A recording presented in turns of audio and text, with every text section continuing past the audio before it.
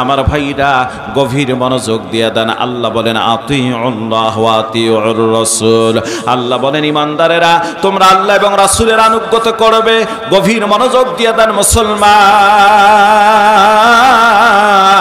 আল্লাহর নবী বিশ্ব নবী মুহাম্মদ রাসূলুল্লাহ সাল্লাল্লাহু আলাইহি ওয়াসাল্লাম জানতে পারলেন প্রায় 1 লক্ষ কাফের মতার যুদ্ধে মুসলমানদের উপর আক্রমণ করার জন্য চলে আসতেছে, কিংবা তারা প্রস্তুতি গ্রহণ করতেছে।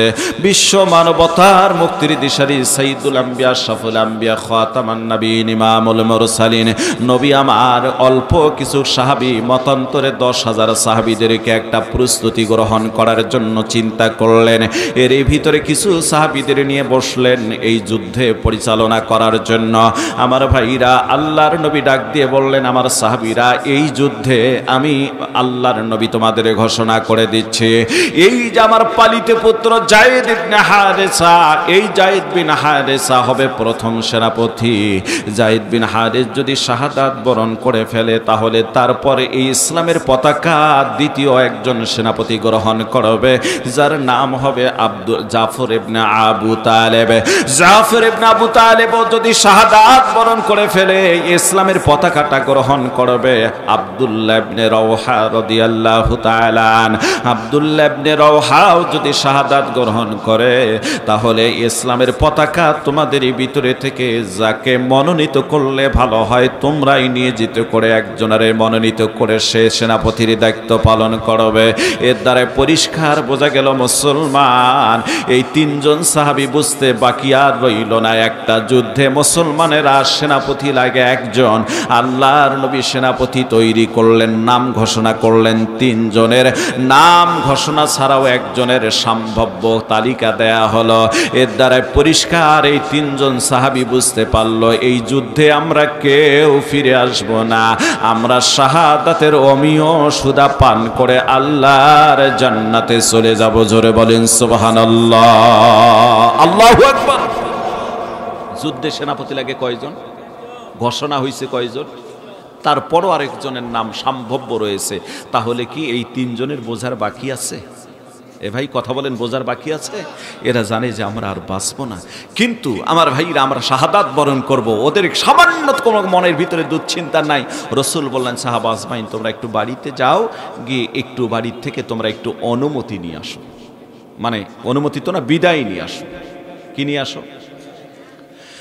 জাফর ইবনে আবু তালেব, আমার ভাইরা যায়েদ ইবনে হারেস আর সে আব্দুল্লাহ ইবনে রাওহা বাড়ির দিকে রওনা করেছেন। এই হযরতে যায়েদ ইবনে হারেস বাড়িতে চলে গেলেন। বাড়িতে তার কেউ নাই, কারণ হলো তার স্ত্রী অনেক আগেই ডিভোর্স হয়ে গেছে, তার একটা সন্তান ছিল। এই সন্তানটার বয়স কেউ বলেছেন 13 বছর, কেউ বলেছেন 17 বছরের মতো। বাড়িতে ঢোকার পর জিজ্ঞাসা করলেন বাজান তুমি কি কিছু খেয়েছো? কায় হ্যাঁ বাজান আমি খেয়েছি। জাফরে মানে হযরতে যায়েদ ইবনে হারেস ডাক দিয়ে বললেন বেটা কাছে আসো, তোমার সঙ্গে গুরুত্বপূর্ণ কথা আছে। বেটা চলে গেল, সন্তান চলে গেল পিতার কাছে। পিতা সন্তানকে জড়িয়ে নিয়ে বলতেছে বাজান রে, আল্লাহর নবী আমাদের এক যুদ্ধের প্রথম সেনাপতি নিয়োগ করেছেন। ও বাজান এই যুদ্ধে আমার পরে আরো 2জন সেনাপতি নাম ঘোষণা রয়েছে, নাম ছাড়াও আরেকজন সেনাপতি রয়েছে। এর দ্বারা পরিষ্কার বোঝা গেল বেটা আমি তো আর এই যুদ্ধের থেকে ফিরে আসতেছি না, শহীদ হয়ে যাব হয়তো। বেটা রে তোমার কাছে একটা অনুরোধ, তোমার দুনিয়ার জমিনে কেউ নাই, তোমার দাদার বাড়ি ইয়ামেনে, তোমার দাদির বাড়ি ইয়ামেনে, আমি মাত্র এখানে রয়েছি, কেউ নাই তোমার আল্লাহর নবী ছাড়া। এই রসুলের আদর্শ মেনে চলিও, রসুলকে ভুলিও না, নবীজি ছাড়া এই দুনিয়ায় আর তোমার কেউ নাই। আর বিদায় দাও বেটা, দেখা হবে জান্নাতের গেটের দরজায়। জোরে বলেন সুবহানাল্লাহ। আমার ভাইরা যায়েদ ইবনে হারেসার সন্তানটা বাবারে জড়ে ধরে চোখের পানি ছেড়ে দিয়ে কান্দে। কারণটা হচ্ছে এই পৃথিবীতে আর কেউ নাই। ডাক দিয়ে বলেন বাজান আমি আল্লাহর কসম আপনারে কোনো বাধা দেব না। বাজান রে শুধুমাত্র বলতে চাই, ও বাজান যুদ্ধের ময়দানে যাবেন, আমি কোনো বাধা দিচ্ছি দিচ্ছি না রে বাজান, শুধুমাত্র একটা বার বলতে চাই, আমার কপালে একটু আদর দিয়ে যাওয়ার আমার জন্য একটু দোয়া করো। আমার ভাইরা যায়েদ ইবনে হারেস নিজের সন্তানের কপালে একটা আদর দিয়ে চোখের 2 ফোঁটা পানি ফেলে আল্লাহর উপর সুপর্দ করে বিশ্ব নবীর দরবারের দিকে রওনা করেছেন। এটাই হচ্ছে আল্লাহ রাসূলের আনুগত্য। জোরে বলেন কথা ঠিক কিনা? আমার ভাইরা জাফর ইবনে আবু তালেব চলে গেছেন বাড়িতে। যাওয়ার পর লক্ষ্য করে দেখেন তার স্ত্রী কোরআনে কারীম তেলাওয়াত করতেছে। জাফর ইবনে আবু তালেব স্ত্রীর পাশে বসে কোরআনে কারীমের কয়েকটা আয়াতে কারিমা তেলাওয়াত শুনলেন। এরপর মনটা ভরে বিবির তেলাওয়াত শোনার পর আল্লাহর রাস্তে বিবিরে বললেন, বিবি একটু কোরআন তেলাওয়াত বন্ধ করো, জরুরি কথা আছে। বিবি কোরআন তেলাওয়াত বন্ধ করলেন। জাফর ইবনে আবু তালেব ডাক দিয়ে বলেন, বিবি রে, সন্তান 2 জন উঠানে খেলতেছে, ওরা যেন বুঝতেই পারে না। জরুরি কথাটা হলো নবীজি আমাদের ডেকেছেন, আগামী এই মুহূর্তে আমরা জিহাদের ময়দানে চলে যাব। এমন এক যুদ্ধে যাচ্ছি, এই যুদ্ধে 3 জন সেনাপতির নাম ঘোষণা হয়েছে, সম্ভাব্য আরেকজনের নাম প্রকাশ করা হয়েছে। কিন্তু বিবিরে, আমার আগে পরে যেখানে সেনাপতি, এই যুদ্ধে থেকে আমি নিশ্চয় ফিরতেছি না। যাওয়ার পূর্ব মুহূর্তে তোমার কাছে একটা আবদার, বিবি সন্তান 2টাকে আল্লাহর নবীর আদর্শে আদর্শিত করিও, আর সেই আদর্শে তাদের মানুষ করিও। জোরে বলেন সুবহানাল্লাহ। বিবি ডাক দিয়ে বলছেন, স্বামী যুদ্ধের ময়দানে যাবা, আমি কোনো প্রকার বাধা দেব না, শুধুমাত্র একটু বলবো, স্বামী রে একটু পাশে বসো, আমি 2-1 বার দুরূদ সালাম তোমার নিয়ে পাঠ করে আল্লাহর কাছে একটা মুনাজাত করে দেব। স্বামী একটু বসো। জাফর ইবনে আবু তালেব বসেই পড়লেন। আমার ভাইরা, স্ত্রী 2খানা হাত উঠে আমিন আমিন বলে, স্বামী সেই মানে দোয়া করেন, আর স্বামী আমিন আমিন বলতেছেন। স্ত্রীর প্রথম দোয়া হলো, আল্লাহর কাছে, আমার আল্লাহ, এই যুদ্ধে মুসলমানদের ঈমানকে তুমি বাড়িয়ে দাও, মনোবলকে তুমি চাঙ্গা করে দাও। দ্বিতীয় দোয়া করলেন, আল্লাহ তুমি মুসলমানদেরকে এই যুদ্ধে বিজয় দান করে দাও। তৃতীয় দোয়া করলেন, আল্লাহ এই যুদ্ধে মুসলমানরা যেন, আল্লাহ গো, এই যুদ্ধে তুমি আমার স্বামীটাকে তুমি শাহাদাত করিও না, শহীদ করিও না। এই মাসুম 2টা বাচ্চার দিকে তাকাইয়া, এই অভাগিনী নারীটার দিকে তাকাইয়া আমার স্বামীটাকে গাজী বানায়া যুদ্ধের ময়দান থেকে ফিরায় দিও। আমার ভাইরা, জাফর ইবনে আবু তালেব চোখের পানি ছেড়ে দিয়ে স্ত্রীর হাতের মধ্যে হাতটা রাখে দিয়ে বলছেন, বিবি দোয়া বন্ধ করো, আর দোয়া করতে হবে না। উল্টা দোয়া করলে আল্লাহ কবুল করে না। যেখানে আমার আগে পড়ে সেনাপতি রয়েছে, আমার নামটা শহীদদের খাতারে উঠে গিয়েছে। বিবি দোয়া করো, দেখা হবে আল্লাহর জান্নাতে। জোরে বলেন সুবহানাল্লাহ। আমরা পারবো ভাই? এ ভাই কথা বলেন না, এখন আমরা পারবো? আমাদের সেরকম ঈমান তৈরি হয়নি। জাফর ইবনে আবু তালেব বেরাবেন, স্ত্রী বিদায় দিলেন পিছনের দিকে তাকিয়ে। সন্তান 2টো এসে বাবার 2 হাত ধরে ফেললেন। ভাবতেছিলেন যে কোথাও যাচ্ছে বাজারে, ডাক দিয়ে বলছেন, আব্বু বাজারে যাচ্ছ, আমাদের জন্য একটু মজা, একটু মিষ্টি নিয়ে আসো। আমার ভাইরা, জাফর ইবনে আবু তালেব আসমানের দিকে মাথাটা উঠাইয়া আল্লাহরে ডাক দিয়ে বলছেন, আল্লাহ এদের উত্তম মজার জন্য, মিষ্টির জন্য তোমার কাছে সুপর্দ করে চলে গেলাম। এই পরিবার নিয়ে যেন আল্লাহ একসঙ্গে জান্নাতে যেতে পারি। জোরে বলেন সুবহানাল্লাহ। আব্দুল্লাহ বিন রওহা চলে গিয়েছেন নিজের স্ত্রীর কাছে। আব্দুল্লাহ বিন রওহা ডাক দিয়ে বিবিরে বাইরে থেকে ঘোড়ার পিঠে থেকে বললেন, বিবি আল্লাহ রসুল আমাকে যুদ্ধের সেনাপতি নিয়োজিত করেছেন, গতকালে বিয়ে হয়েছে তোমার সঙ্গে, আর ডাক এসে গিয়েছে, বাসর হয় নাই, তোমার চেহারাটাও দেখতে পারি নাই, শুধুমাত্র ইজাব কবুলের পর চলে গিয়েছি। ও বিবি দোয়া করে দাও, দেখা হবে জান্নাতে। জোরে বলেন সুবহানাল্লাহ। বিবি ডাক দিয়ে বলছেন, স্বামী একটু ঘড়ির ভিতরে ঢোকো, তোমার চেহারাটা একটু দেখতে চাই। কসম আল্লাহর করে বলছি, তোমারে প্রেম নিবেদন করব না, আমি তোমারে দুর্বল করার মতো কোনো কাজ তৈরি করব না, তবে একটু দেখা দাও, যাতে জান্নাতে দেওয়ার দেখা সহজ হয়ে যায়। আব্দুল্লাহ বিন রওহা ডাক দিয়ে বলেন, বিবি রে ঘরের ভিতরে ঢুকে পড়লে মায়ের জালে আমি বেড়া জালে পড়ে যেতে পারি, দুর্বল হতে পারি। ও বিবি, চেহারা দেখার দরকার হবে না, দোয়া করে দাও, পরিচয় করে দিবে জান্নাতে আমার আল্লাহ। জোরে বলেন সুবহানাল্লাহ। মুসলমান ভাইরা আমার, এদের নিয়ে সংক্ষিপ্ত কিছু কথা আপনাদের মাঝে বলবো।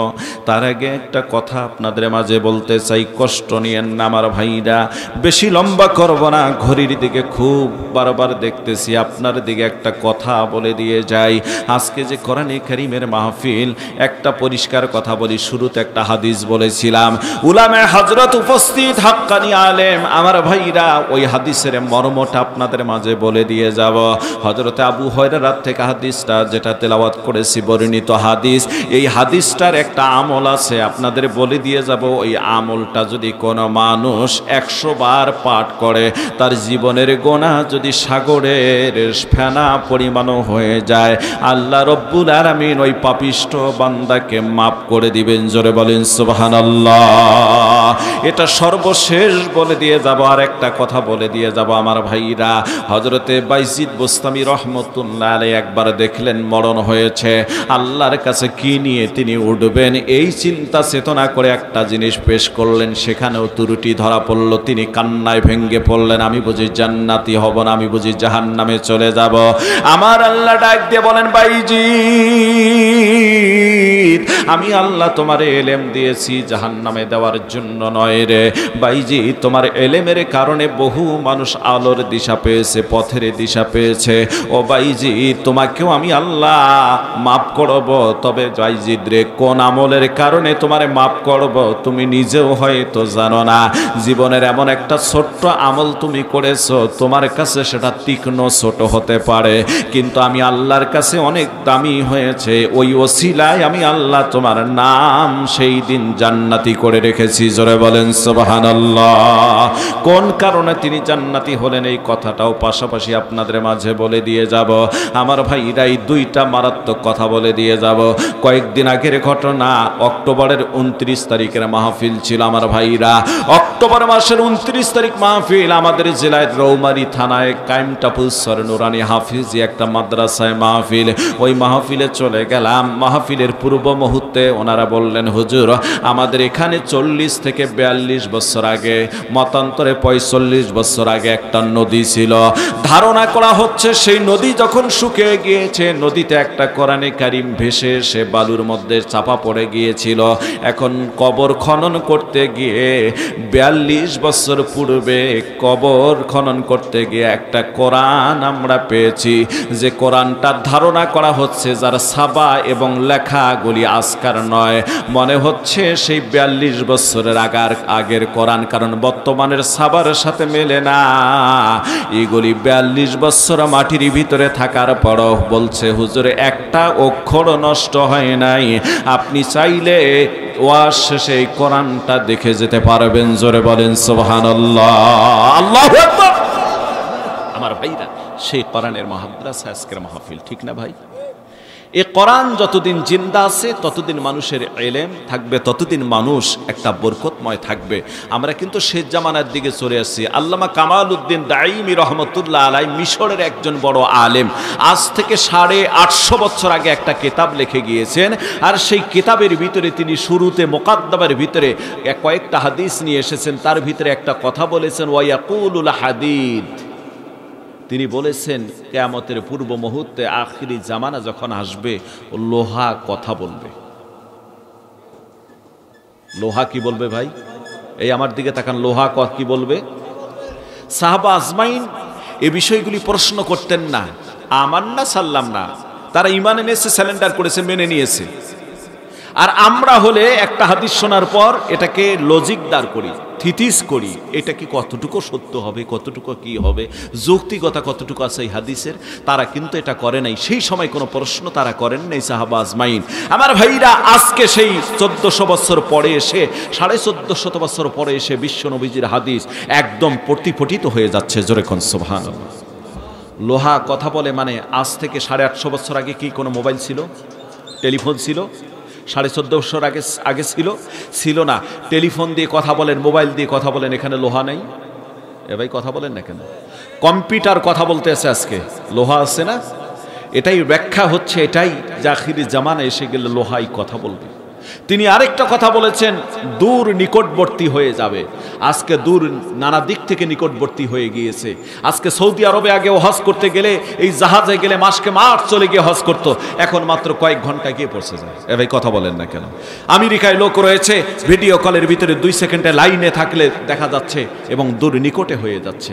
আগের জামানায় নালিতে বাড়ির লোক যদি ঢাকায় চাকরি করেছে, এই লোকটা আজ থেকে 15-20 বছর 30 বছর আগের ঘটনাই বলি, একটা চিঠি লিখতো, চিঠি লেখার পর যে আপনি কেমন ভাবে পৌঁছেছেন, তারপর মানে উনি গিয়ে পৌঁছার পর বলতেন যে আমি ভালোভাবে পৌঁছেছি, চিঠিটা আসতে 7 দিন, আবার এখান থেকে উত্তর পাঠাতে আবার 7 দিন, 15 দিনে উভয়টা জানতে পারতো যে তিনি ভালো আছেন। এ ভাই কথা বলেন না কেন? আর সেই পরিস্থিতি নিকট হয়ে আসছে। তিনি একটা মারাত্মক কথা বলেছেন, সে কথাটা হলো এমন এক জামানা আসবে যে জামানায় মানুষ হক কথা বলতে পারবে না, হক কথা বন্ধ হয়ে যাবে।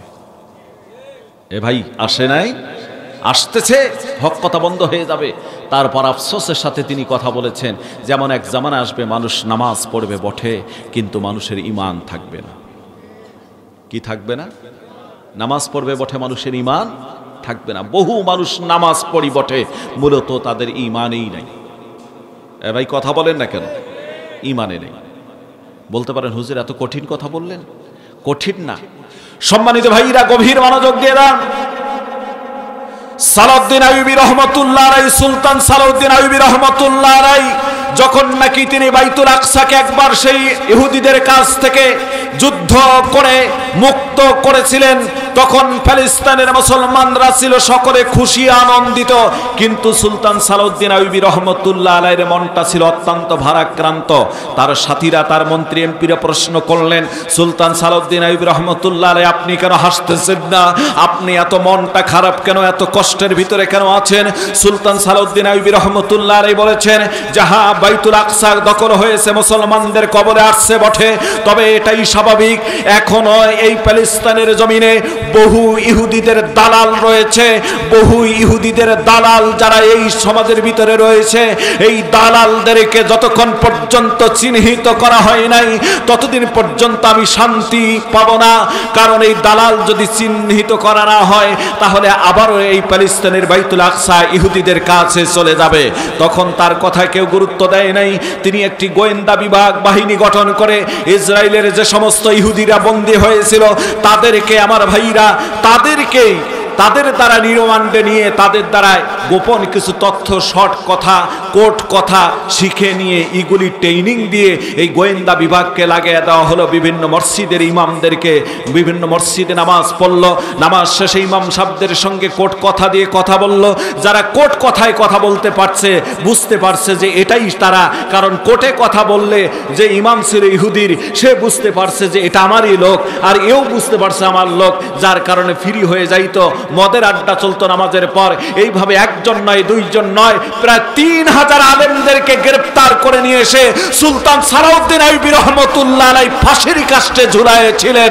আমার ভাইরা, তার মানে পরিষ্কার বোঝা গেল, আলেম থাকার পরও, আলেমের লিবাস, দাড়ি, টুপি সব থাকার পরও এরা ছিল ইহুদি, ইহুদিদের দালাল।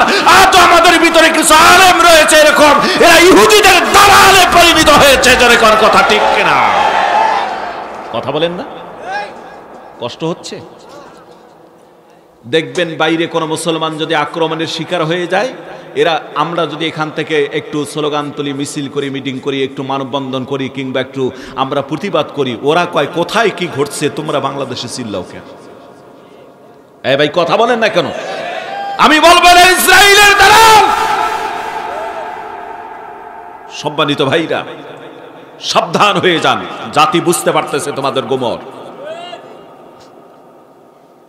মুসলমান ভাইরা আমার, লম্বা বক্তৃতা দেওয়ার টাইম নাই, সুতরাং বলতে চাই, আমাবস্যার পরে যেমন পূর্ণিমার চাঁদ অপেক্ষা করে প্যালেস্তাইনের মুসলমানদের জন্য আল্লাহ তাআলার পক্ষ থেকে, সেরকম একটা চাঁদের অপেক্ষা থাকবে ইনশাআল্লাহ এক সময়। বলেন ইনশাআল্লাহ।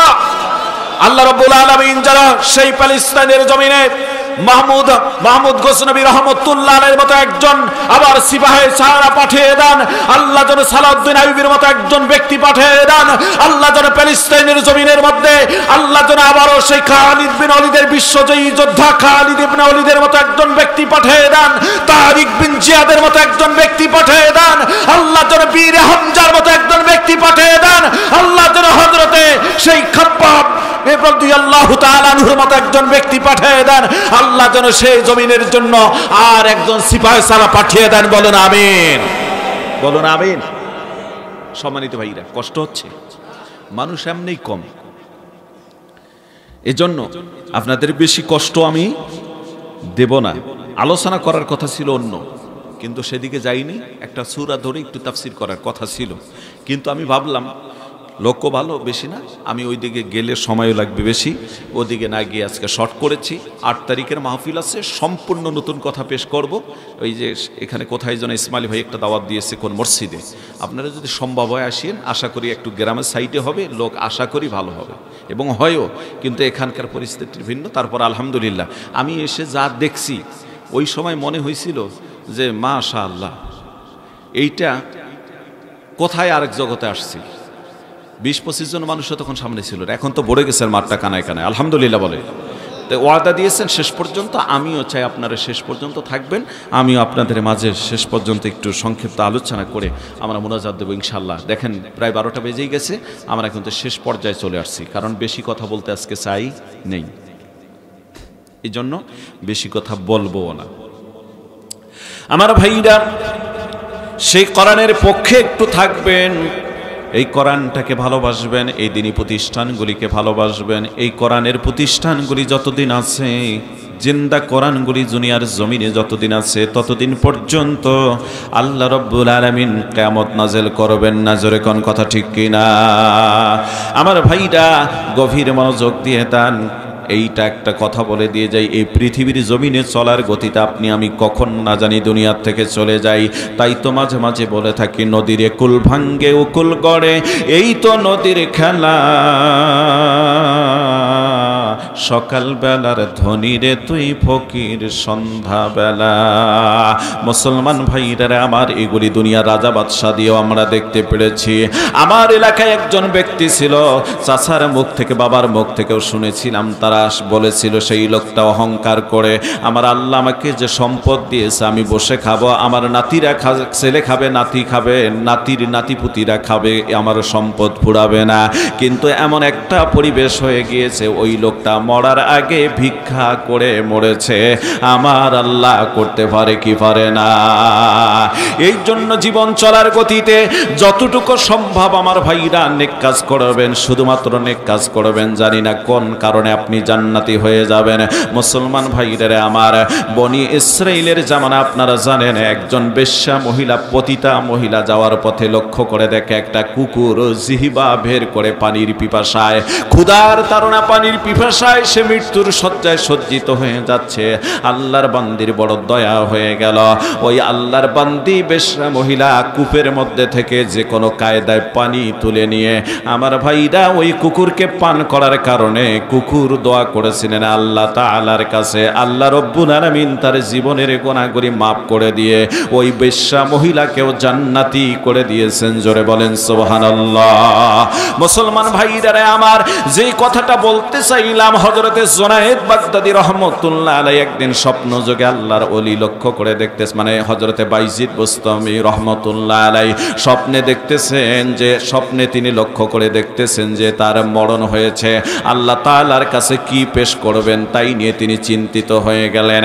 জুনায়েদ বাগদাদী মনে করলেন আমি আল্লাহ তাআলার কাছে নামাজ পেশ, মানে বাইজিদ বুস্তামি মনে করলেন আমি আল্লাহর কাছে নামাজটা পেশ করব, কিন্তু মনে মনে ভাবলেন আমার জীবনে নামাজ তো অনেক জায়গায় তাকবীরুলা হয় না, এটা কেমনে পেশ করি? রোজা পেশ করবে, এখানেও ত্রুটি থাকতে পারে, হজ পেশ করবে, এখানেও ত্রুটি থাকতে পারে। তিনি মনে মনে ভাবলেন আল্লাহর কাছে ওয়াহদানিয়াত, তার মানে একত্ববাদটা, এইটাই আমি পেশ করব। আল্লাহকে গিয়ে বললেন, আল্লাহ তোমার সাথে কোনো কিছুকে শরীক করি নাই, এইটাই তোমার সামনে নিয়ে আসলাম। আল্লাহ ডাক দিয়ে বলেন, ও বাইজিদ বুস্তামি রে,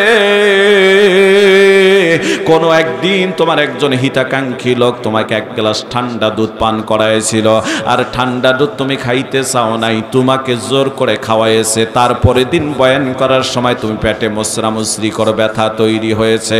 তোমার লোকজন জিজ্ঞাসা করেছিল, হুজুর আপনি এরকম করেন কেন? তখন তুমি বলেছিলে, একজন লোক আমারে গতকাল ঠান্ডা দুধ পান করাইছে, যার কারণে আমার পেটে ব্যথা তৈরি হয়ে গিয়েছে। বাইজিদ রে, ঠান্ডা এক গ্লাস দুধে যদি তোমার পেটের ব্যথা তৈরি হয়ে যায়, আমি আল্লাহ ওই সময় কোথায় ছিলাম? জোরে বলেন আল্লাহু আকবার। তোমার ওয়াহদানিয়াতের ভিতরে পার্থক্য রয়েছে, যে যত তকবার মানুষ, যত উন্নত, তার দোষ আল্লাহ তত ছোট ধরে ফেলেন। বাইজিদ বোস্তামি মাথা নিচু করে ফেললেন। বাইজিদ বোস্তামি রহমতুল্লাহ আলাইহি আমার ভাইরা মাথা নিচু করে ফেললেন। ভাবলেন চোখের পানি ছেড়ে দিয়ে কান্দে, ভাবলেন জান্নাত বুঝে আমার ভাগ্যে জোটে না। আল্লাহ কয়, বাইজিদ বোস্তামি রে, কেঁদো না, তোমার দ্বারায় বহু মানুষ উপকৃত পেয়েছে, ইসলাম পেয়েছে। বাইজিদ বোস্তামি, আমি আল্লাহ রব্বুল আলামিন তোমারে মাফ করব, তবে হ্যাঁ, কোন কারণে মাফ করব তোমার জানা নাই। একদিন সারা নামাজ পড়ে আসতেছিলে, ড্রেনের ভিতরে ছিল একটা বিড়ালের বাচ্চা, কাদা মাখা পানির ভিতরে পড়ে শীতের দিন মেও মেও করে কান্না করতেছিল। অন্ধকার আচ্ছন্ন রজনী, শীতের দিন, তুমি কোনো ভয় করো নাই, ভিতরে সাপ আছে না বিচ্ছু আছে কিচ্ছু দেখো নাই। ছোট্ট প্রাণীটাকে ভালোবেসে হাতটা ঢুকায় দিয়ে কাদা থেকে তুলে নিয়ে ধোয়া মোছা করে ওটাকে বাড়িতে এসে আগুন জ্বালে তুমি একটু হিট দিয়ে তার শরীরটাকে গরম করে বিছানার এক কর্নারে রেখে দিয়ে ঘুমিয়ে পড়েছিলে রে বাইজিদ। সারা রাত তুমি ঘুমাইছো, বিড়ালের বাচ্চাটা ঘুমায় নাই। আমি আল্লাহ তাআলার কাছে দোয়া করেছি, আল্লাহ যে আমার এভাবে জীবন বাঁচাইলো, তাদের করলো, এত যত্ন করলো, আল্লাহ আমি দোয়া করলাম তোমার এই বান্দার নামটা জান্নাতীদের তালিকায় তুলে দাও। জোরে বলেন সুবহানাল্লাহ। মুসলমান ভাইরারে আমার, বিড়ালের বাচ্চার দোয়ায় যদি একটা মানুষ জান্নাতি হয়, কুকুরের দোয়ার কারণে যদি বনি ইসরায়েলের বিশ্ব মহিলা জান্নাতি হয়, নবীর মেহমান অনেক বাচ্চা এখানে মা নাই বাবা নাই, লেখাপড়া করে যাদের মা নাই বাবা নাই, ইয়াতিম ছেলে মেয়ে মিলে 82 জন নাকি বোর্ডিং এর মধ্যে খায়। আমার ভাইরা, সেই নবীর মেহমানদেরকে যদি আমরা একটু ভালোবাসতে পারি, তাদের যদি সহযোগিতা করতে পারি, নিঃসন্দেহে আমার বিশ্বাস আল্লাহ রব্বুল আলামিন এই ওসিলায় আপনাকে আমাকে জান্নাতি করে দিতে পারে। জোরে কোন সুবহানাল্লাহ। কষ্ট হচ্ছে মুসলমান ভাইরা, কষ্ট নিয়েন না। আমি প্রায় পরিশেষের দিকে চলে আসছিলাম। আমি আজকে একটা তাফসিরও ধরতে চাইছিলাম সূরাতুন নামলের। এই সূরা নামলের তাফসির বহু জায়গায় শোনেন, এর আসল হকিকত কেউ জানেন না। আসল হকিকতটা কি? এই সূরা নামলের তাফসির শুনতে গিয়ে সর্বশেষ সাকল্যে যে কথাটা এসে পেশ করে, সে কথাটা হলো, কথাটা এনে নিয়ে এসে দাঁড় করায়, সেটা হলো রানী বিলকিসের কথা। এ ভাই কথা বলেন না কেন? কিন্তু রানী বিলকিসটাকে, এটার এই ব্যাখ্যা অনেকেই সঠিকভাবে দিতে পারেন না। ইসরাইলি রাওয়ায়াতে কামিল কেলাসের ভিতরে পড়ানো হয়, আমি নিজেই এটা পড়েছি, হাদিসটা ইসরাইলি রাওয়ায়াতের ভিতরে এসেছে। রানী বিলকিস জিন এবং মানুষের মিশ্রণে একটা নারী। জোরে বলেন সুবহানাল্লাহ। সরাসরি মানুষ না, সরাসরি জিন না। আল্লাহু আকবার বলেন। জিন এবং মানুষের সংমিশ্রণে। আপনারা বলতে পারেন, হুজুর এটা আবার কি করে হলো? ইতিহাস প্রমাণ করে, ঐতিহাসিকগণ বলেন এবং অনেক তাফসীরবিদগণ বলেছেন, আর ইসরায়েলি এই রিওয়ায়াতটা প্রমাণ করে। আমার ভাইরা, আমার বন্ধুগণ, সেই রানী বিলকিস যে শহরে বসবাস করছিলেন, এই শহরটার নাম ছিল মূলত, এই শহরের বাসিন্দা, এই শহরে যারা বসবাস করেছেন তাদেরকে এই শহরটার নাম বলা হয় সাবা। কোন শহর? সাবা শহর। এই সাবা শহরে গভীর মনোযোগ দেন। এই সাবা শহরের এক শ্রেণীর, এই সাবা শহরের ভিতরে একটা বাদশা ছিল, যে বাদশার নাম ছিল বালকুন বাদশা। নাম কি? বালকুন। এই বালকুন বাদশা যুবক মানুষ, বিয়ে শাদী করে না, বাদশাহী করেন। এমন সময়ের ভিতরে এই বালকুন বাদশার কিছু হিতাকাঙ্ক্ষী মন্ত্রী এমপি যারা এত কাছের লোক, তারা বলে, জাহাপন আপনি কি বিয়ে শাদী করবেন না? এখন তো বিয়ে করার দরকার। উনি বললেন, না আমি বিয়ে করব বটে, তবে আমি যা খুঁজতেছি তা পাচ্ছি না, এটা পাওয়ার ব্যাপারে পাইলেই আমি বিয়ে করে ফেলবো। একদিন এই বলকুন বাদশাহ অনেক আলেমদেরকে ডাক দিয়ে জিজ্ঞাসা করলেন, আলেম সাহেবরা আপনারা বলুন তো, জিন কোন আকৃতি বেশি আসে, কোন আকৃতি, কোনভাবে জিন বেশি পেশ হয়? তখন উলামায়ে কেরাম বললেন, বিভিন্ন আকৃতি নিতে পারে, তবে জিন সাপের আকৃতি, সর্প আকৃতিটা বেশি ধারণ করে। সুবহানাল্লাহ বলেন। কিসের আকৃতি বেশি করে? সাপের আকৃতি। বলকুন বাদশাহ চিন্তা করলেন, তাহলে সাপ খুঁজতে হবে, ওর ভিতরে আমি বিয়ে করব জিনের মেয়েকে। কাকে বিয়ে করবে? এই হচ্ছে তার আশা। কারে বিয়ে করবে ভাই? ইসরাইলি দাওয়াতের ভিতরে এসেছে, বালকুন বাদশাহ চলে গেলেন আমার ভাইরা, বনের ভিতরে চলে গেলেন। বনের ভিতরে চলে যাওয়ার পর লক্ষ্য করে দেখেন একটা সাদা সাপ, অনেক ভিতরে চলে যাওয়ার পর লক্ষ্য করে দেখেন একটা সাদা সাপকে, কালো কুশ্রী একটা সাপ তাকে আক্রমণ করতেছে, মাথায় ঠোকায় ঠোকায় রক্তাক্ত করেছে, কখন যেন মেরে ফেলে। সাদা সাপটার প্রতি দুধের মতো সাদা, এর প্রতি একটু দয়া হয়ে গেলে ওই বালকুন বাদশাহ সাথে করে আমার ভাইরা তীর নিক্ষেপ করে কালো সাপটাকে হত্যা করে ফেলেছে এবং সাদা সাপটাকে তার সৈন্যবাহিনী দিয়ে গ্রেপ্তার করে বাক্সের ভিতরে বন্দী করে নিয়ে এসেছে। ইসরায়েলি দাওয়াতের ভিতরে পাওয়া যায়, মুসলমান ভাইরা আমার, বাক্সের ভিতরে কোনো ছিদ্র নাই, সামান্য হয়তো মানে বাতাস ঢোকার, অক্সিজেন ঢোকার ব্যবস্থা আছে, তাছাড়া বেরানোর কোনো সুযোগ নাই, তালা লাগানো। 2-4-5 দিন থাকে, সাপটাকে ট্রিটমেন্ট করে ওর ভিতরে ঢুকায় রাখা হয়। হঠাৎ করে আমার ভাইরা একদিন দেখে তালা লাগানো আছে কিন্তু সাপ নাই। ওই দিন বাদশাহ বলকুনের স্পষ্ট ইয়াকিন তৈরি হয়ে গিয়েছে, এটা সাপ না, এইটা হলো মূলত জিন। জোরে বলেন কথা ঠিক কিনা? বাদশাহ বালকুন মনে বড় আফসোস, জিন পাইলাম কিন্তু ধরে রাখতে পারলাম। আবার চলে গেলেন তিনি সৈন্য সামন্ত নিয়ে জঙ্গলে, অনেক ভিতরে ঢুকেছেন। ঢুকতে ঢুকতে ঢুকতে পথ হারিয়ে ফেলেছেন, অনেক বড় জঙ্গল, যে এখানে সাপ পাইতে পারি। হঠাৎ করে আমার ভাইরা, আমার বন্ধুগণ, সামনে এসে একটা মানুষ উপস্থিত হয়ে গেলেন, মানুষের আকৃতি। বললেন যে বাদশাহ, আপনি তো আজ বিপদে পড়েছেন, পথ হারিয়ে গিয়েছেন, তবে আপনাকে আমি আজকে 2টা উপকার করব। আপনি আমাকে 2টা উপকার করেছেন, তার বিনিময়ে 2টা উপকার করব। জোরে কোন সুবহানাল্লাহ। বাদশাকে আপনার কবে উপকার করলাম? আপনার তো কোনো উপকারই করি নাই। কয়, হ্যাঁ আপনি আমার 2টা উপকার করেছেন। মনে পড়ে কি আপনি একদিন এই জঙ্গলে ঢুকেছেন সাপ সন্ধান করার জন্য, একটা কালো সাপ সাদা সাপকে আক্রমণ করতেছিল, আর এই সাদা সাপটাকে আপনি বাঁচানোর জন্য কালো সাপটাকে তীর মেরে ফেলেছেন, আর লোক দিয়ে এই সাদা সাপটাকে বন্দি করে বাড়িতে নিয়ে আপনি ট্রিটমেন্ট করে সুস্থ করিয়েছেন। তারপর সে সাদা সাপটা হারিয়ে গিয়েছিল। কয়, তুমি এগুলি কি করে জানো? কয় যে শোনন, ওই সাদা সাপটাই হলাম আমি হলাম জিনের বাদশাহ। জোরে কোন সুবহানাল্লাহ, আল্লাহু আকবার। আমাকে যে কালো সাপটা মারতেছিল, ওই কালো সাপটা ছিল আমার সেনাপতি, সে কালো কুশ্রী। আমার একটা সুন্দরী মেয়ে আছে, নাম রেখে দিছি সোরাইয়া। নাম কি? সোরাইয়া। এই সুন্দরী মেয়েটাকে বিয়ে করতে চায়, আমি বিয়ে দেই না। দেখি প্ল্যান করে আমাকে বলছে, বাদশাহ জাহাপনা চলুন আমরা একটু প্রকৃতি ঘুরে আসবো, জঙ্গলে যাব।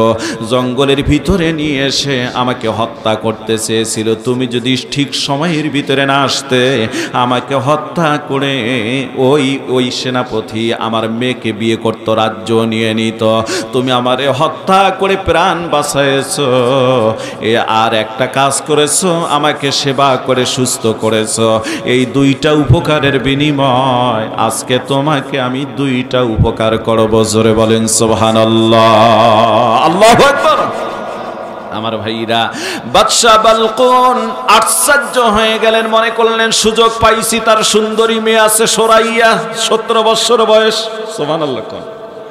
এই সুযোগটা কাজে লাগাবো। বাদশাহ বললেন, আপনি উপকার করবেন 2টা, একটা আপনার ব্যক্তিগতভাবে করতে পারেন, আর একটা আমার চাওয়ার মতের মধ্যে আপনি দিয়ে দিবেন। কয় ঠিক আছে। বাদশাকে 1 গ্লাস শরবত খাওয়াই দিল। জিনেরা নিয়ে এসে শরবতের এত সুস্বাদ, এত সুন্দর শরবত খেয়ে তিনি সতেজতা ফিরে পেলেন, শরীরে শক্তি এসে গেল। এই হলো এক উপকার।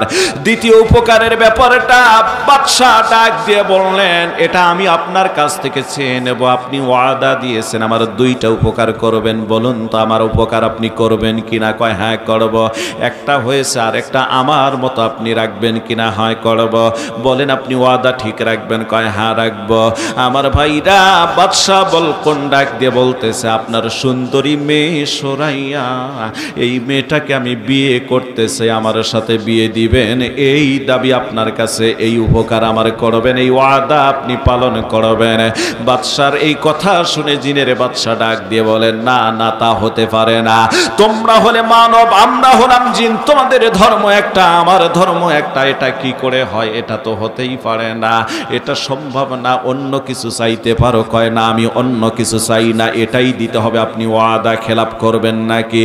কয় না, ওয়াদা খেলাপ করব না, তবে শর্ত হলো একটা, তুমি যেহেতু চাইতেছো বিয়ে করার জন্য, আমার এই মেয়েটা তোমার সংসারে যাওয়ার পর যত উল্টা পাল্টা যাই কাজ করুক না কেন, খবরদার কখনো এই মেয়েটাকে কোনো কথা বলতে পারবা না। যেই দিন কোনো কথা বলবা সেই দিন শর্ত অনুযায়ী মেয়েটা তোমার কাছ থেকে ডিভোর্স হয়ে যাবে, তালাক হয়ে যাবে, আর তোমার সংসারে করবে না, চলে আসবে। এই শর্তে যদি পারো তুমি বিয়ে করতে পারো। জোরে বলেন সুবহানাল্লাহ। মেনে নিলেন। আমি তো বাদশা, আমার তো এত কিছুর প্রয়োজন হবে না, কিছুই বলতে হবে না, কি করে করুক, কাজ করুক আর নাই করুক, কোন উল্টা পাল্টা করলেও কিছু বলবো না, বিয়ে করার। আসলেন, আসার পরে কিচ্ছু বলেন না। 1 বছর পর আবার একটা কন্যা সন্তান জন্মগ্রহণ করলেন। কি সন্তান? এই সন্তানটাই এত সুন্দর হয়ে গেল যেন মানে অলরেডি মায়ের একটা ফটোকপি, অরিজিনাল যেন একটা স্ক্যান কপি বের হয়ে গিয়েছে। যেমন সোরাইয়া তেমন তার সন্তান। এই সন্তানটাই হলো রানী বিলকিস। জোরে বলা যাবে কি সুবহানাল্লাহ? আল্লাহু আকবার বলে। এখন বলেন জিনের না মানুষের? জিন মানুষ মিলিত, কথা বলেন না কেন? বলকুন হলো মানুষ আর সোরাইয়া ছিল জিন। এদের দুইজনের ঔরতজাত সন্তান হলো এই রানী বিলকিস। 2 বছর বয়স হয়ে গেল। আমার ভাইরা আবার একদিন ভ্রমণের জন্য, মানে 2 বছর বয়স হয়ে গেল, সেই ইসরাইলি রাওয়াতের ভিতরে আসছে। বাদশা বলকুন ঘুমিয়ে পড়েছেন। রানী বিলকিস আস্তে করে বাড়ির পুরান কিছু কাপড় চোপড়ের ভিতরে মেয়েটাকে বসায় দিয়ে আগুন লাগিয়ে দিয়ে নিশি রজনীতে সেই মেয়েটাকে পুড়ে ফেলল। আমার ভাইরা ছাইগুলি বাইরে বের করে দিল। মূলত পোড়া যায় নাই, জিন পুড়ে যেতে পারে না। মুসলমান ভাইরা আমার, জিনের যেহেতু দাঁড়িয়ে রয়েছে, জিন্স রয়েছে, আমার মুসলমান ভাইরা আমার, বাদশা খুব রাগান্বিত হয়ে গেল। উল্টা পাল্টা এত কাজ করবে, এবার কিছু প্রতিবাদ করবে, কিন্তু না না, দেখতেছেন যে আরো কিছু সময় অপেক্ষা করে আমি সেই কথাগুলি পেশ করব। মুসলমান ভাইরা আমার আবার কিছুই বললেন না, সহ্য করলেন। হঠাৎ করে ওই বাদশার পার্শ্ববর্তী দেশের সঙ্গে বাদশার যুদ্ধ বেজে যাবে। অগণিত সৈন্য নিয়ে যুদ্ধের ময়দানে বাদশা চলে গেলেন। নিজের স্ত্রী এই সোরাইয়াকেও সঙ্গে নিয়ে গেলেন। বালকুন বাদশাহ সোরাইয়াকে নিয়ে যাওয়ার পর তাবু টানা হলো। সেখানে সুন্দর করে সৈন্যরা আছে, অগণিত পানির টাঙ্কি রাখা হয়েছে, পানি সৈন্যরা পান করবে। কিন্তু নিশি রজনীতে এই সোরাইয়া নামে রানী একটা তরবারি হাতের মধ্যে নিয়ে যারা পানির পাহারায় ছিল তাদেরকে বলল, সমস্ত টাঙ্কির পানিগুলি ফালিয়ে দাও, একটাও অবশিষ্ট থাকবে না। সব টাঙ্কির পানিগুলি ফালিয়ে দেওয়া হলো। সকালবেলা নাস্তা খেতে বসবে, এমন সময় বাদশা বললেন, পানি নিয়ে আসো। পানি আনতে গেলে খবর শোনা গেল একটা টাঙ্কি তো পানি নেই। কি হয়েছে? কয় আপনার স্ত্রী তরবারি ধরে সমস্ত টাঙ্কির পানিগুলি ফালাইয়ে দিয়েছে। এবার বাদশা রাগান্বিত হয়ে আসছে, সৈন্যরা পানি পাবে না, এমনিতেই তারা মরে যাবে, এমনিতেই তারা আত্মসমর্পণ করতে বাধ্য হয়ে যাবে। এই জন্য খুব রাগে আসতেছে। তাঁবুর ভিতরে এসে আজকে কিছু কথা বলবো। যখনই ঘরের ভিতরে ঢুকছে, এসে দেখে রানী বিলকিস আয়নার মানে সেই মানে বাদশা সোরাইয়ার স্ত্রী রানী সোরাইয়া, মানে বাদশার স্ত্রী সোরাইয়া, এই রানী এই মাথার চুল আশ্রাইতেছে। আর বাদশাকে দেখার সাথে সাথে সামনের দিকে তাকানো, অথচ পিছন দিকে বাদশা ঢুকেছে। ডাক দিয়ে বলতেছে, জাহাপনা আপনি ঘরের ভিতরে ঢুকতেছেন, আমারে প্রশ্ন করবেন 3-4টা, আপনি প্রশ্ন করুন, আমি উত্তরে দেব, তবে প্রশ্ন করে আজ থেকে আপনি আমারে হারাতে যাচ্ছেন। জোরে বলেন আল্লাহু আকবার, সুবহানাল্লাহ। জানি আপনি প্রশ্ন করবেন। বাদশা কয়, সর্বনাশ, এরে যে প্রশ্ন করবে জানলো কেমন? কিন্তু আজকে তো করেই ফেলবে, রাগ চূড়ান্তর ভিতরে পৌঁছে গিয়েছে। ডাক দিয়ে বললেন যে, শোনো, তোমার অনেক উল্টা পাল্টা আমি সহ্য করেছি, আর নয়। এই যে সন্তানটাকে তুমি প্রথম 2 বছরের ছেলেটাকে নিয়ে গেলে জঙ্গলে, নিয়ে যাওয়ার পর ছেলেটাকে কুকুর কামড় দিয়ে নিয়ে গেল। 2 বছর পর যে সন্তান পাইলাম, সে ছেলেটাকে নিয়ে গেলে কুকুরের সামনে ধরলে নিয়ে গেল, কিচ্ছু বললাম না। তুমি এই কাজটা কি ঠিক করেছো? ডাক দিয়ে বললেন, জাহাপনা শুনুন, ওই কুকুরটা মূলত কুকুর আসে নাই, কুকুরটা আসছে আমার আপন ভাই। সুবহানাল্লাহ। কুকুর সেজে এসেছে, মা পাঠিয়ে দিয়েছে তার নাতিকে একটু দেখবে, এই জন্য আমি তাকে তার নানির কাছে পাঠিয়ে দিয়েছি, কিন্তু সে আর বেঁচে নাই, মারা গিয়েছে, হয়তো আপনার এখানে থাকলেও যেত। তো তুমি যে মেয়েটাকে আগুনে পুড়লে, কয় আগুনে পুরি নাই, এটাকেও আমি তার নানির কাছে পাঠিয়ে দিয়েছি। সুবহানাল্লাহ। এখন সে 17 বছরের যুবতী। সুবহানাল্লাহ। কোন সে আছে আপনার সামনে, আমি পেশ করব, যেহেতু আমি চলে যাব, আপনার মেয়ে আপনার কাছে আমি দিয়েই যাব। সুবহানাল্লাহ। আপনার মেয়ে আমি রাখবো না। তো যুদ্ধের ময়দানে যে পানি ফেললাম, এই অন্যায়টা কেন করলে? কয় যে এই অন্যায়ের পিছনে কারণটা শুনুন। আপনার যে সেনাপতি ছিল, পার্শ্ববর্তী রাষ্ট্রের সেনাপতির সাথে লাইন করেছে, করে এই যুদ্ধের এই টাঙ্কির পানিগুলির মধ্যে বিষ মিশাই দিয়েছে পর্যাপ্ত পরিমাণে। সকালবেলা আপনার সৈন্যরা খেলে এমনিই মরে যাবে, আর রাজ্য আপনার দখল, আপনারও মেরে ফেলবে। আর এই রাজ্যের অর্ধেক এই সেনাপতিকে দিবে, বাকি অর্ধেক সে নিবে। এই লক্ষ্যে এই টাঙ্কিগুলির মধ্যে বিষ মিশাইছে। এর প্রমাণ কি আছে? প্রমাণ দক্ষিণের টাঙ্কিটায় অল্প কিছু পানি আছে, ওই পানিটা নিয়ে এসে সেনাপতিকে ডাক দিয়ে আপনি সেনাপতিকে ওই পানিটা একটু পান করাতে দেন। যদি পানি পান করে, আর তারপর আপনি বুঝতে পারবেন যে হ্যাঁ, না করলেই বুঝবেন বিষ আছে, আর করলে বানবেন বিষ নেই। আমার ভাইরা, এবার ওই টাঙ্কির থেকে পানি নিয়ে এসে সেনাপতিকে ডাক দিয়ে যখন পানি পান করাতে বলা হচ্ছে, তিনি বললেন যে আমি এই পানি পান করব না। বারবার চাপ দেওয়া হলে, প্রেসার প্রয়োগ করা হলে তিনি বললেন এই পানিতে বিষ মিশানো আছে। সুবহানাল্লাহ। বাদশা তরবারি বের করে সেনাপতির কাল্লা দ্বিখিণ্ডিত করে দিয়েছেন। আল্লাহু আকবার বলে। আরও কিছু গুরুত্বপূর্ণ কথা এখানে রয়েছে, সম্ভব হলে একটু পরে বলে দিয়ে যাব। আমার ভাইরা, আমার বন্ধুগণ, আজকের এই কোরআনের মাহফিল একটা মানুষ উঠবেন না। আল্লাহ রাসূল সাল্লাল্লাহু আলাইহি ওয়াসাল্লাম একটা হাদিস শরীফের ভিতরে বলছেন, মা মিন শাফিইন আফদলু মানসিলাতান ইনদাল্লাহি ইয়াউমাল কিয়ামাতি মিনাল কুরআন লা নাবিয়্যুন ওয়ালা মালাকুন ওয়ালা গায়র। আল্লাহ তাআলা কিয়ামতের ময়দানে কোরআনকে সবচেয়ে বড় সুপারিশকারী বানাবেন। জোরে কোন সুবহানাল্লাহ। আমার ভাইরা, এই কোরআনের সুপারিশ আমরা চাই কি চাই না? জোরে বলেন, চাই কি চাই না? এর জন্য কোরআনের সুপারিশ পাওয়ার জন্য একটা মানুষ যদি ওঠেন, আমি দোয়া করতেছি, আপনারা বলবেন আমিন।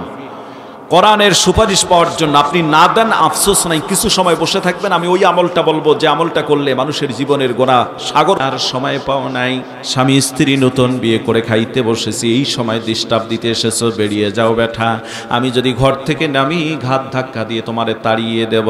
মুসলমান ভাইদের আমার, সে যুবকটা কষ্ট পেয়ে গেল, সামনে একটু আগায় আল্লাহরে ডাক দিয়ে বলেন, আমার আল্লাহ, আমারে অসুস্থ করার কারণে কোনো কর্ম করতে পারি না, মানুষ দাঁড়ে দাঁড়ে যায়, মানুষ আমাকে দূর দূর করে তাড়িয়ে দেয়, আর জীবনে কারো দাঁড়ে যাব না, না খেয়ে মরব, প্রয়োজনে তবু আমি কারো কাছে যাব না। আল্লাহ রব্বুল আলামিনের উপর তাওয়াক্কুল তৈরি করে ফেলল। আল্লাহ তাআলা অল্প দিনের ভিতরে ওই যুবকের রোগ ভালো করে দিয়ে, এর সুস্থ করে দিয়ে কর্মের ভিতরে ফিরে দিলেন। অল্প দিনে ওই ফকির বেটা ধনী ব্যক্তিতে পরিণত হয়ে গেল। জোরে বলেন সুবহানাল্লাহ। আল্লাহর কি শান আমার ভাইরা। যে যুবকটা ধমক দিল, আল্লাহ বলেন ওয়া আম্মাসাইলা ফালা তানহার। আমার ভাইরা, সাইলকে কখনো ধমক দিও না, তাড়িয়ে দিও না। মুসলমান ভাইরা আমার, আল্লাহ বেজার হয়ে গিয়েছেন। অল্প দিনের ভিতরে এই যে যুবকটা ধমক দিল, এদের ভিতরে স্বামী স্ত্রীর ভিতরে আল্লাহ পাক অমিল তৈরি করে দিলেন। তার মানে মানে তাদের নিজেদের ভিতরে বনতা নাই। এক পর্যায়ে স্ত্রী ডিভোর্স দিয়ে স্বামীরে রেখে চলে গেল, খোলা তালাক হয়ে গেল। আমার মুসলমান ভাইদের আমার, গভীর মনোযোগ দেন। যুবকটা মামলা মোকদ্দমায় পড়ে গিয়ে তার সহায় সম্পত্তি সব বিক্রি করে ফেললেন, এমনকি একদিন বাড়ি ভিটাটা বিক্রি করে ফেললেন। ওইদিকে আল্লাহ রব্বুল আলামিন ওই মহিলার সাথে ধমক খাওয়া ফকিরটা যে ধনী হয়ে গেল, তার বিয়ের ব্যবস্থা আল্লাহ করে দিলেন। জোরে বলেন সুবহানাল্লাহ। এই ফকির, এই যুবক ব্যক্তিটা যে ধনী ছিল, নিরুপায় হয়ে জীর্ণ শীর্ণ চেহারা, কোন অর্থ সম্পদ এখন নাই, ভিক্ষার ঝোলা নিয়ে মানুষের দাঁড়ে দাঁড়ে ঘোরে। হঠাৎ করে ওই বাড়িতে গিয়ে আহ্বান করে বলছে, বাড়িওয়ালা ভাই, আমি বড় ক্ষুধার্ত, 2 দিন ধরে কোনো কিছু খাই না, আল্লাহর রাস্তায় আমার 1 প্লেট খাবার দিয়ে দাও। এই আওয়াজ দেওয়ার সাথে সাথে ওখান থেকে স্বামী স্ত্রী খাইতে বসেছিল, হঠাৎ করে ওই ফকিরি বেটা যে ধনী হইল, চোখের পানি ছেড়ে দিয়ে কান্দে আর বিবিরে ডাক দিয়ে বলে, বিবিরে 2 বছর আগের একটা কথা আমারে একজনে স্মরণ করে দিয়েছে। বিবি দেরি করো না, এই প্লেটের মধ্যে আমারে যত খাবার আছে এখনো হাত লাগাই নাই, আরো কিছু গোশত দাও, আরো কিছু পোলাও দাও, আরো কিছু ডিম দাও, মাছ দাও, গিয়ে ওই ফকিরটারে এই খাবারগুলি দিয়ে আসো। জোরে বলেন সুবহানাল্লাহ। কারণ 2 বছর আগে এমন আওয়াজ দেওয়ার কারণে একজন তারে তাড়িয়ে দিয়েছে, এমন আওয়াজ দেওয়ার কারণে তারে দূর দূর করে তাড়িয়ে দিয়েছে। আমার ভাইরা, আমার বন্ধুগণ, এবার খাবারের প্লেট নিয়ে স্ত্রী গেলে, যাওয়ার পর লক্ষ্য করে দেখে, খাবার দেওয়ার পর চেহারার দিকে তাকায় দেখে ফকিরি বেটা অন্য কেউ নয়, এটা হলো তার বিয়ের স্বামী। আমার ভাইরা মাথা ঘুরে যেন বেঠি পড়ে যায়, কেঁদে কেঁদে বাড়ির ভিতরে চলে আসছে। স্বামীরে ডাক দিয়ে বলে, স্বামী আল্লাহর কসম করে একটা কথা বলি, আমার দিকে তাকাও স্বামী, আশ্চর্য একটা কথা বলি, আমারে ভুল বোঝো না। ও স্বামী, তুমি যারে খাবার দিতে বলেছো, আমি যাওয়ার পরে দেখি ওইটা হলো আমার পূর্বের স্বামী, তুমি তো জানো আমি বিবাহিতা। এবার ফকির বেটা, আমার ভাইরা, আমার বন্ধুগণ, যে ধনী হয়ে গেল, সেই স্ত্রীকে ডাক দিয়ে বলে, বিবি কান্দো কেন, কি হয়েছে, তার কথা কি তোমার মনে পড়ে গিয়েছে? কয় না না, আল্লাহর কসম তাকেই বলেছি, আমার আল্লাহ কি না করতে পারে এই কথাটার উপর ভিত্তি করে আমি কাঁদতেছি। আমার ভাইরা, স্বামী কয়, বিবি তার সে আশ্চর্য কথা তুমি শোনো, আমার পরিচয় তো তুমি এতদিন জানো নাই, তোমার পরিচয়ও আমি জানি নাই বিবি রে। ও বিবি, তোমার স্বামী যে ফকিরটাকে ধমক দিয়েছিল, ওই ফকিরটা অন্য কেউ ছিল না, ফকিরটা ছিলাম আমি নিজেই। জোরে বলা যাবে কি আল্লাহু আকবার। নদীর একুল ভাঙ্গে উকুল গড়ে, এই তো নদীর খেলা, সকাল বেলার ধনী রে তুই ফকির সন্ধ্যা বেলা। আমার ভাইরা, এই দুনিয়ায় অনেকের মা নাই, বাবা নাই, দুনিয়ার থেকে বিদায় হয়ে চলে গিয়েছে। মদিনাওয়ালা বলেছেন, সন্তান যদি দুনিয়ায় নেক কাজ করে, ওয়ালাদিন সালিহিন ইয়াদউলা, সাথে সাথে আল্লাহ পাক কবরের মধ্যে সব পৌঁছে দিয়ে কবরকে জান্নাতি বানিয়ে দেয়। আমার ভাইরা, এই মুহূর্তে আমি কয়েকজন মানুষ দেখতে চাই, আশারে মুবাশশারা 10টা মানুষ আমি দেখতে চাই। এই নবীর মেহমানগুলির জন্য প্রত্যেক মাসে 1 বস্তা করে চাউল